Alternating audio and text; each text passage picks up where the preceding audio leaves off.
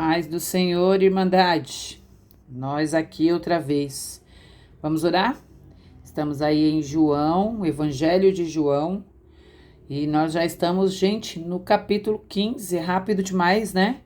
Daqui a pouquinho a gente já vai terminar João. Meu Deus, nós começamos, bem dizer, outro dia e já estamos terminando os evangelhos. Já, Mateus, Marcos, Lucas e João. É misericórdia demais, né? Sobre as nossas vidas. Vamos orar.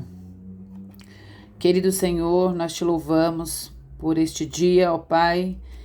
Muito obrigada, Senhor. Obrigada por tudo que o Senhor fez até aqui, por todo o cuidado, toda a palavra lançada sobre nossas vidas, em relação a nossas vidas, toda a proteção, todo o cuidado. Obrigado, o Senhor nos guardou, o Senhor nos livrou e o Senhor tem nos conduzido, o Senhor tem nos dado paz.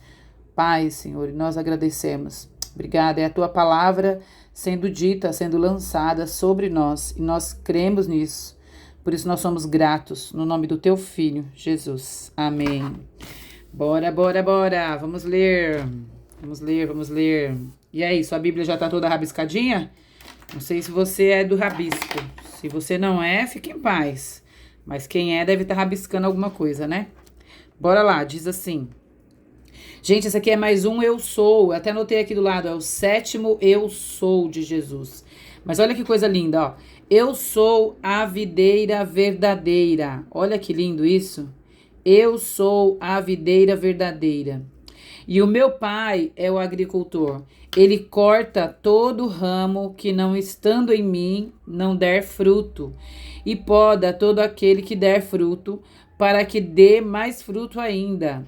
Gente, que coisa linda, né? Eu vou parar aqui, a gente já vai continuar. Mas é tão interessante quando a gente começa a ver, e agora que a gente já aprendeu que as letrinhas, elas trazem o rodapé, aqui o significado, aí é interessante quando ele fala assim, ó, e corta, aí tem a letrinha E na minha Bíblia aqui, e aí ele diz assim, ó, o termo grego traduzido para corta também pode significar levanta.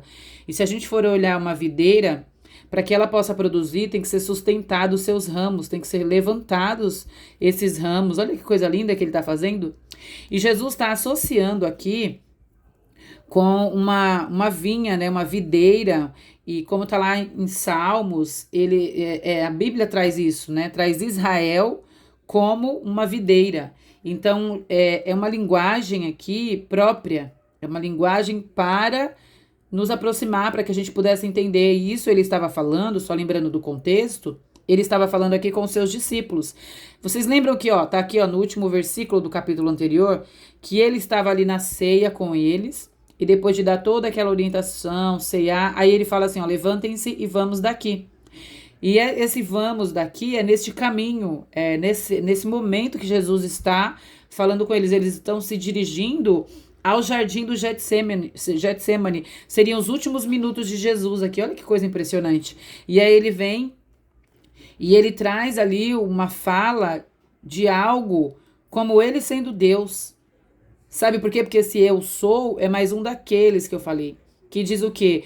Como foi lá com Moisés, está lá no Antigo Testamento, quando Deus fala com Moisés, que aí ele diz assim, mas como eu vou dizer para eles quem é o Senhor, quem é Deus, né? Quem fala comigo? E aí ele diz, diga que o eu sou te enviou.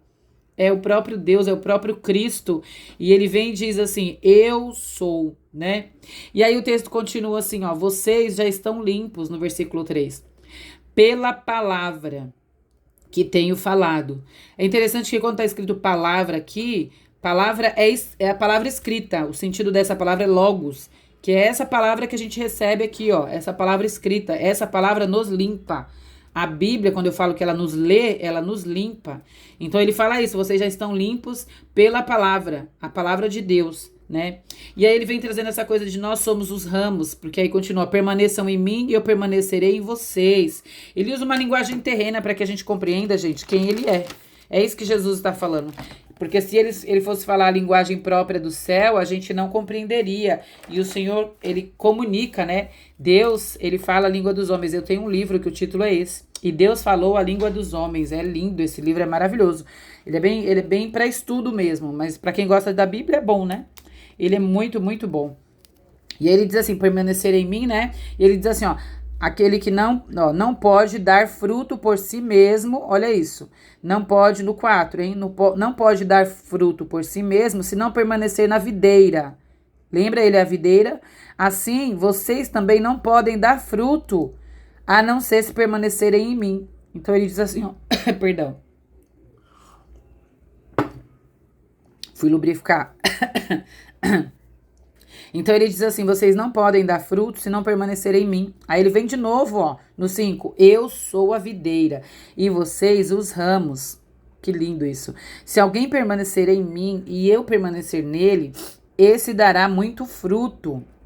Pois sem mim vocês não podem fazer nada. Sem mim nada podeis fazer. Vocês viram que, até anotei aqui, ó. Não fala frutos no plural, fala fruto, fruto, fruto, ó. Então ele fala que a gente vai dar fruto. E que fruto é esse? Se a gente permanecer em Cristo, ele não fala frutos, ele fala fruto. Muito provavelmente está fazendo menção ao fruto do Espírito, né, gente? Que tá lá em Gálatas, o fruto do Espírito, que é o quê? Amor, alegria, paz, longanimidade, se não me engano é longanimidade, benignidade, bondade, fidelidade, mansidão, domínio próprio. E aí tá escrito, se não me engano, tá escrito no finalzinho assim, contra essas coisas não há lei. E é interessante, né? Porque isso vem e traz o quê? O caráter de Cristo. Se nós quisermos produzir o fruto de Cristo, o fruto do Espírito, produzir algo relacionado ao caráter de Cristo, nós temos que permanecer em Cristo. Porque de nós mesmos, o fruto que a gente produz, só produz fruto de coisas más, porque a nossa natureza é má. O nosso caráter é mau. Então nós precisamos tomar um cuidado com o fruto que nós estamos produzindo. E aí ele continua no 7, ele diz assim, ó: se vocês permanecerem em mim e as minhas palavras permanecerem em vocês, pedirão o que quiserem e será concedido. O meu Pai é glorificado pelo fato de vocês darem muito fruto, se assim e assim serão meus discípulos. É bem interessante, né? Ele fala de permanecer nele, de dar fruto. E para que a gente vai dar fruto?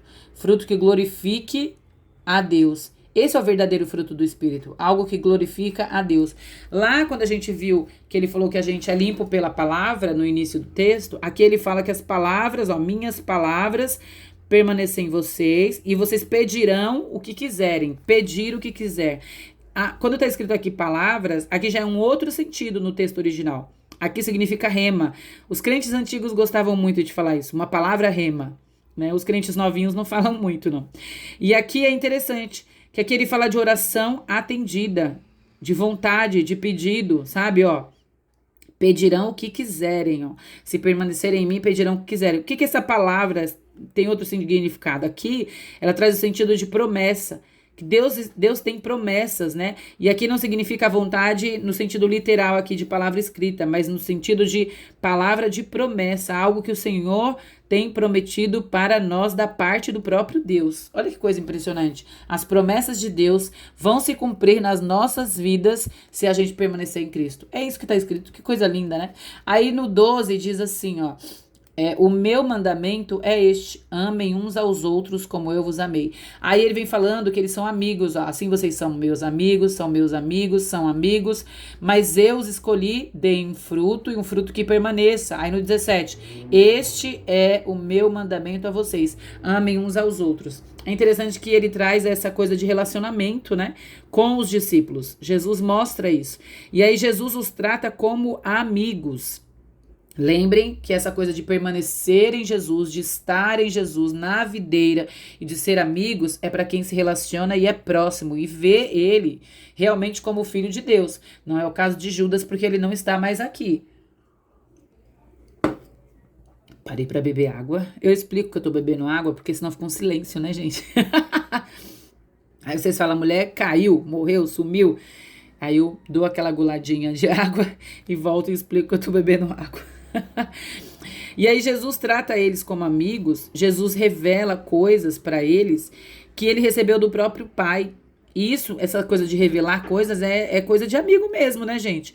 Jesus também é nosso amigo. E esse deve ser o nosso relacionamento com Jesus. É isso que ele está tratando aqui. O Senhor nos chama e ele diz assim: eu escolhi a vocês. A gente pensa que a gente escolheu Jesus, mas foi ele que nos escolheu. Ele quem nos escolheu. Escolheu para quê? Para que a gente permaneça nele e dê frutos. Como a gente vai fazer isso? Quando a gente amar uns aos outros. Difícil? É. Ninguém falou que seria fácil. Não, brincadeiras à parte. Nós precisamos permanecer em Cristo. Até que o fruto seja visto, né? O fruto do Espírito. Vamos lá, vamos dar continuidade. O texto continua dizendo assim, ó. No 18. Se o mundo os odeia, antes odiou a mim. Se vocês